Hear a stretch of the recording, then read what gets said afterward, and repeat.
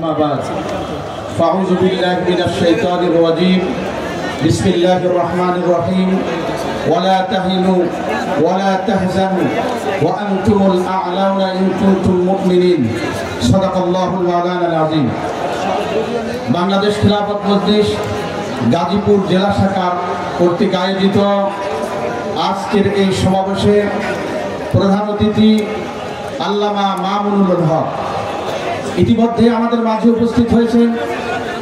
কেন্দ্রীয় নেতৃবৃন্দ, উপস্থিত তৌহিদি জনতা, আমাদের এই দেশে আজ থেকে 16টি বছর বিগত হয়ে গেল। যেই বছরের মধ্যে, যেই দিনগুলোর মধ্যে ইমাম, ওলামা, তলাবা, খুতাবা তাদের বাক শক্তিকে রোধ করে দিয়ে মসজিদের খুতবার মধ্যে জোরালোভাবে বক্তব্য দেওয়াকে বন্ধ করে দিয়েছিল এই ফাসিস্ট সরকার। কথা ঠিক কিনা?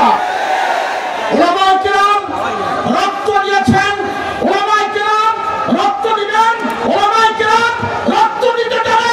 উহুদের বদরে খাদ্যকে যেরকম রক্ত দিয়েছে, আবার রক্ত দিয়ে স্বাধীন করে ইসলামিক রাষ্ট্র প্রতিষ্ঠা করতে চায়। কথা ঠিক কিনা?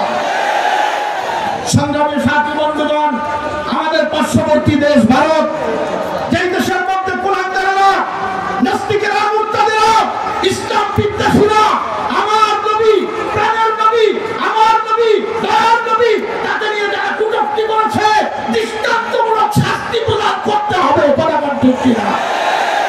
বাংলাদেশ একটি শান্তিপ্রিয় দেশ, বাংলাদেশ আগামীর দেশ, ইসলামের দেশ, বাংলাদেশ আগামীর দেশ, ইসলামিক খেলাফতের দেশ।